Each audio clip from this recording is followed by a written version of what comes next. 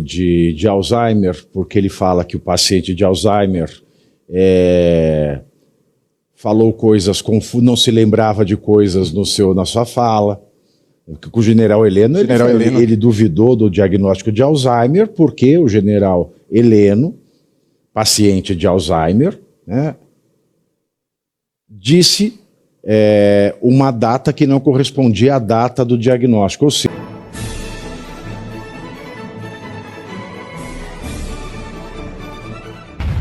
então tá bem difícil, Pavinato. Ele indefere diagnóstico de Alzheimer, porque ele fala que o paciente de Alzheimer falou coisas confusas, não se lembrava de coisas na sua fala.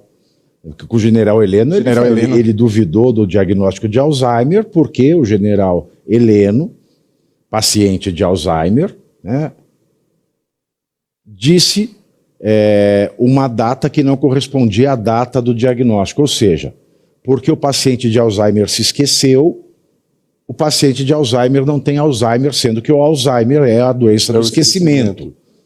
Então, é por isso que eu falo Mussolini da Moca, porque se não fosse trágico, seria cômica uma situação dessa, mas não, é uma desgraça uma situação como essa. E, Scaff, é difícil falar em imparcialidade em um país que o governo federal é a maior fonte de renda das empresas de comunicação. Sim. A imprensa, ela tem um papel fundamental para a vida das oposições. O Milor Fernandes, que era um sujeito de esquerda, mas de muito bom senso, ele dizia o seguinte: a imprensa é sempre oposição. Outra coisa é armarinho de secos e molhados. Martinho Lutero, que fez a Revolução Protestante, né, que rompeu com a Igreja de Roma, ele só não morreu da mesma maneira que aqueles que o precederam, porque contemporaneamente a Martinho Lutero houve a invenção da imprensa por Gutenberg, a imprensa mecânica. E o que eu quero dizer com isso é um fato histórico. Eu quero contar para vocês um fato histórico, se vocês não sabem. Martinho Lutero não era descartável como aqueles que protestavam contra o Papa de Roma antes dele, porque ele escreveu, imprimiu e reproduziu pela imprensa mecânica as teses protestantes.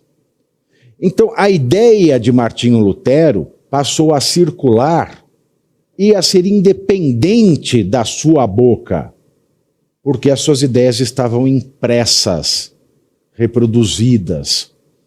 E é por isso que Martinho Lutero logra êxito com o rompimento da Igreja de Roma, êxito que os seus antecessores não tiveram, foram mortos. E a imprensa ela já nasce com essa característica que é registrar aquilo que quem tem o poder não quer que seja ouvido. Exatamente. E hoje no Brasil, o governo federal, seja diretamente, através dos seus ministérios, seja através de estatais ou de sociedades de economia mista controladas pelo governo federal, como é o caso do Banco do Brasil e da Petrobras, eles enchem a burra dos dois maiores canais de televisão brasileiros, que são Rede Globo e SBT. Rede Globo 17 vezes mais que o SBT. A Rede Globo recebe 17 vezes mais. Mas você também entra no SBT, basicamente você vê Banco do Brasil, Caixa e Petrobras. Exato. A Petrobras agora é a grande patrocinadora do Show do Milhão, da Patrícia Bravanel, né? Tem o grande prêmio Petrobras. Como é que pode qualquer imprensa falar em imparcialidade com um governo que, Se ele colocasse, como fez o Bolsonaro, que independentemente dele não gostar da Globo, a Globo continuou a receber dinheiro da comunicação para veicular as propagandas institucionais, só que eram menores, tinha muito menos propaganda, em relação aos outros canais, porque se dava proporcionalmente à audiência. O governo Lula não, ele dá desproporcionalmente, da cabeça dele. Até ontem, a Globo ganhava 17 vezes mais que o SBT, agora não se sabe. Mas pelo tanto de inserção de Caixa, de Petrobras, de Banco do Brasil, a gente sabe que vem numa crescente, não é, esse investimento, e é um governo também que ele é vingativo. Se você não fala aquilo que ele gosta, uma vez que não tem proporcionalidade, olha, você vai receber das propagandas institucionais tanto, porque sua audiência é tanto. Não, o governo Lula usa isso como um instrumento de intimidação das empresas de imprensa. Como é que dá para ser imparcial no Brasil?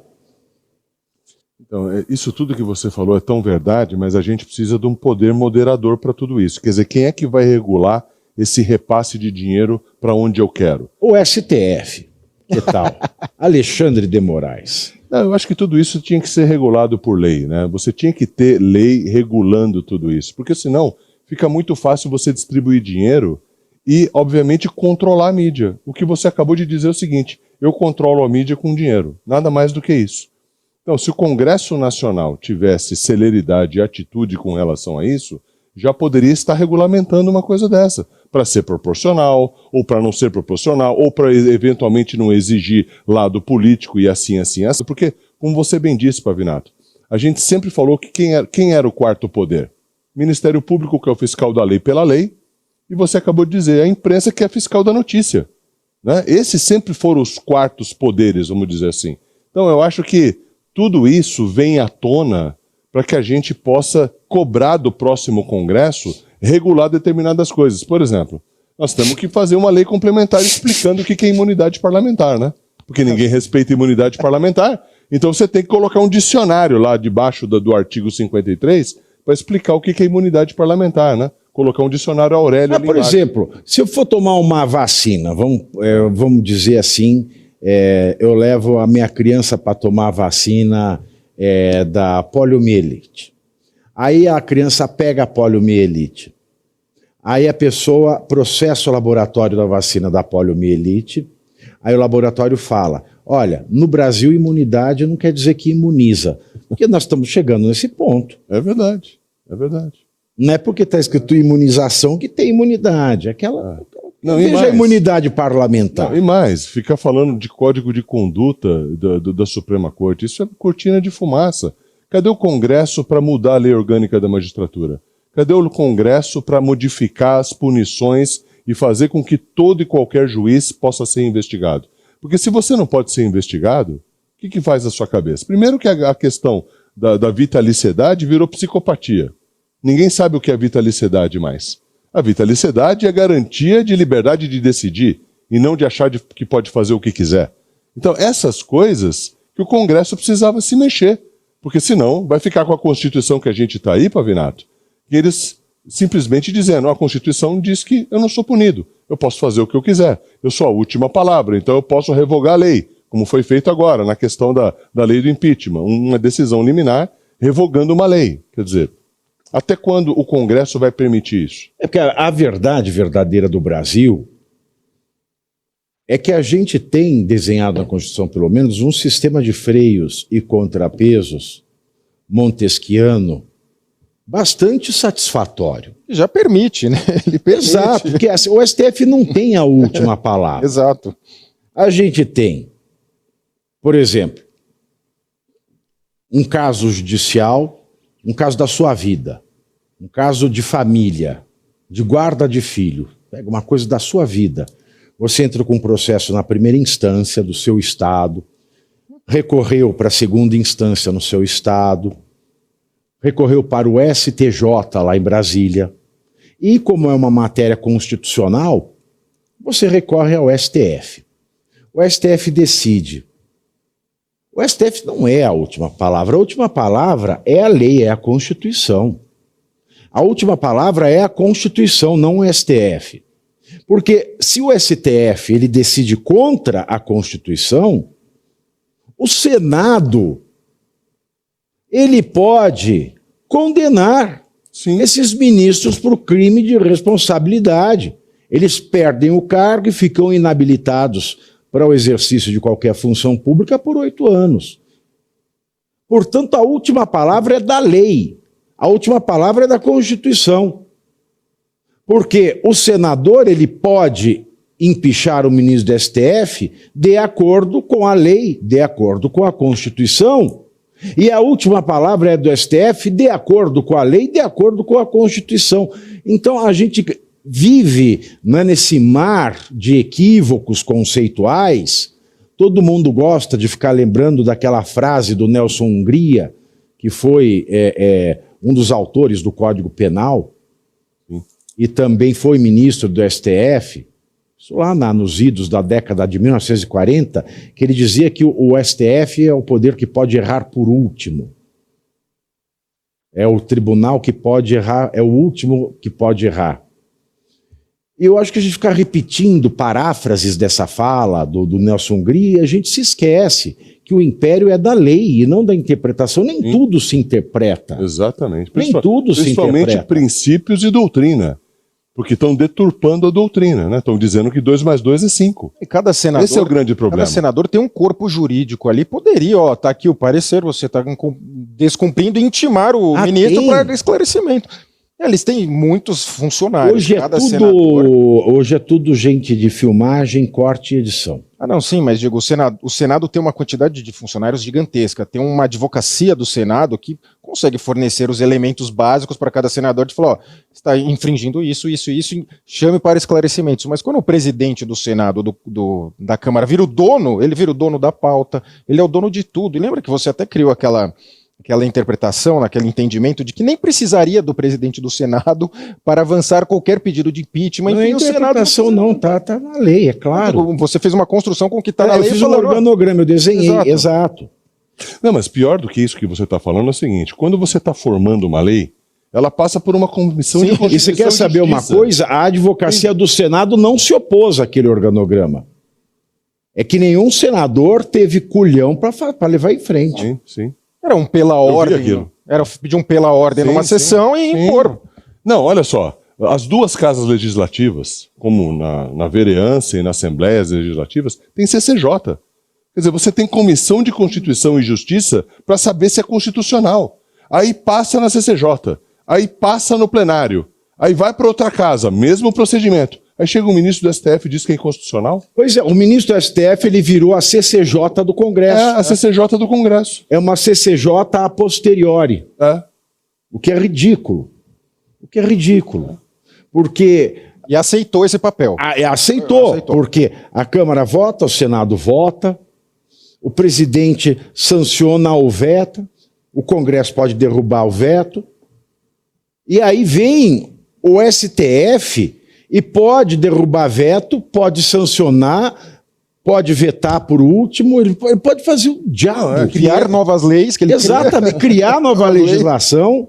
Ou seja, é uma caixa, sabe, é uma festa de louco. Mas eles falaram agora vai ter código de ética.